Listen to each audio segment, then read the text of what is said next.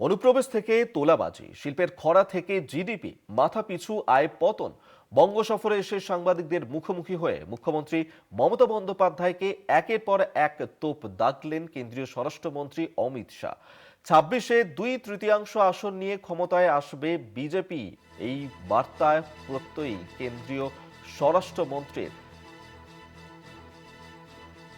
আপনাদেরকে জানিয়ে দেব যে অমিত শাহ তিনি আজকে সাংবাদিক বৈঠক করেছেন এবং সেই সাংবাদিক বৈঠক থেকেই তৃণমূলকে তোপ দেখেছেন তিনি, এবং তিনি একাধিক ইস্যু নিয়ে কথা বলেছেন। অনুপ্রবেশ থেকে তোলাবাজি, শিল্পের খরা থেকে জিডিপি, মাথাপিছু আয় পতন, আর এই সব কিছুর জন্য দায়ী করেছেন তিনি রাজ্যের সরকারকে।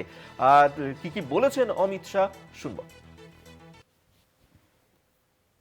ममता जी, मैं आज आपको इस सार्वजनिक प्रेस वार्ता में पूछना चाहता हूं कि कौन सरकार है, कौन सी सरकार है बांग्लादेश की पूरी सीमा पर जो वाड़बंदी करने के लिए, बॉर्डर पर फेंसिंग करने के लिए जमीन नहीं देती है।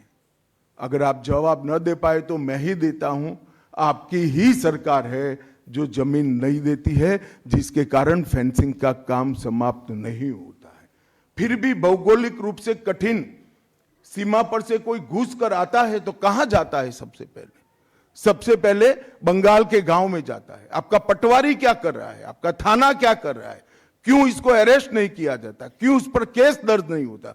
क्यों इसको वापस भेजा नहीं जाता? जवाब है क्या आपके पास? क्या बंगाल की मुख्यमंत्री जवाब दे सकती है कि असम में घुसपैठ क्यों बंद हो गई? त्रिपुरा में घुसपैठ क्यों बंद हो गई? गुजरात और राजस्थान की बॉर्डर पर घुसपैठ क्यों नहीं होती है? पंजाब की बॉर्डर पर घुसपैठ क्यों नहीं होती है? कश्मीर की बॉर्डर पर घुसपैठ क्यों नहीं होती है? सिर्फ बंगाल में क्यों होती है?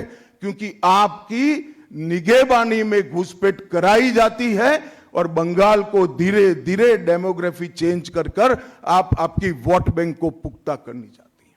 मगर ये लंबा नहीं चलेगा। बंगाल की जनता अब जान गई है और इसके खिलाफ लामबंद भी हो रही है। और मुझे मालूम है अगला चुनाव घुसपैठियों को निकालने के मुद्दे पर और घुसपैठ रोकने के मुद्दे पर लड़े जाने वाला है, क्योंकि न केवल ये बंगाल का अब मामला रहा है।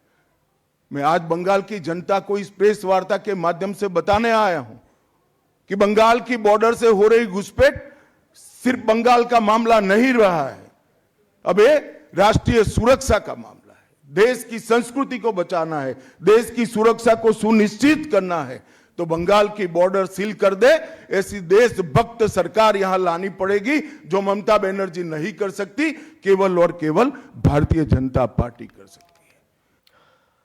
আপনারা শুনলেন যে অমিত শাহ ঠিক কি কি অভিযোগ করেছেন এবং তিনি তোপ দেখেছেন রাজ্য সরকারকে। অনুপ্রবেশ ইস্যু থেকে শুরু করে তোলাবাজি, শিল্পের খরা থেকে জিডিপি, মাথাপিছু আয় পতন। বঙ্গ সফরে এসে মুখ্যমন্ত্রী মমতা বন্দ্যোপাধ্যায়কে একের পর এক তোপ দেখেছেন অমিত শাহ। পাশাপাশি তিনি বলেছেন যে ২৬-এ ২/৩ আসন নিয়ে ক্ষমতায় আসবে বিজেপি। কেন্দ্রীয় স্বরাষ্ট্রমন্ত্রীর এই প্রত্যয়ী বার্তা। পাশাপাশি তিনি আরো একাধিক অভিযোগ করেছেন যে অনুপ্রবেশ ইস্যু নিয়েই তিনি যে অভিযোগ করেছেন, এবং অমিত শাহ তিনি যেভাবে একের পর এক তোপ দেখেছেন রাজ্য সরকারকে, তারই পাল্টা দিয়েছেন তৃণমূল নেতা কুণাল ঘোষ। কি বলেছেন তিনি শুনব। দেশের স্বরাষ্ট্রমন্ত্রী অমিত শাহ তার আর একবার ব্যর্থ হতে চলা বঙ্গ সফরে এসে শুনলাম খুব আক্রমণ করেছেন এবং আমার নামও উচ্চারণ করেছেন। আমি প্রথমে বলি, এটা খুনের মামলার আসামি হয়ে জেলে ছিল, তার কাছ থেকে জেলের কথা শুনবো? খুনের মামলার আসামি অমিত শাহ, যখন উনি জেলে ছিলেন তখন খুনের মামলার আসামি। মামলা কিভাবে এগিয়েছে টেগিয়েছে সেগুলো সারা দেশের লোক জানেন। তো সময় দিন না, তারপর দেখতে পাবেন। আর মানুষও জানেন, যারা তদন্তকারী অফিসার তারা জানেন, যারা বিচারক, যাদের কাছে মহামান্য বিচারকদের কাছে কেস ডায়েরি যায় যে আমি আদৌ অপরাধী না নিরপরাধ, আমার একাধিক মামলা শেষ হতেও শুরু করেছে। ফলে এইসব কুৎসা গায়ে লাগছে না যুক্তি দিয়ে কথা বলা। অনুপ্রবেশ, আপনি মশাই স্বরাষ্ট্রমন্ত্রী, আপনার বিএসএফ, অনুপ্রবেশ হলে আপনি ব্যর্থ। ত্রিপুরায় অনুপ্রবেশ নেই, মিথ্যা কথা বলছেন। কিছুদিন আগে রোহিঙ্গা ধরা পড়েছে, বাংলাদেশি ধরা পড়েছে, ত্রিপুরাতেও আছে অনুপ্রবেশ। আর দুর্নীতি নিয়ে কথা বলছেন, জেলখাটা আসামি, খুনের মামলার আসামি অমিত শাহ, যে আপনারা যাদের দিকে আঙুল তুলেছেন দুর্নীতিগ্রস্ত বলে, ভিডিও দেখিয়েছেন পশ্চিমবঙ্গে, আজকের যিনি বিরোধী দলনেতা, মহারাষ্ট্র, সারা দেশে, আসাম, যাদের বলেছেন তাদের এগেনস্টে তদন্ত চাই, হাজার হাজার কোটি টাকার দুর্নীতি অনেকে, তাদেরকেই তারপরে ওয়াশিং মেশিন বিজেপিতে নিয়ে তাদেরকেই পদ দিয়ে আবার বড় বড় কথা বলছেন। যাদের ক্যামেরায় দেখা যাচ্ছে টাকা নিচ্ছে, তাদের নিয়ে বসে আছেন, আপনি আবার অন্যদের দিকে তাকিয়ে কথা বলছেন।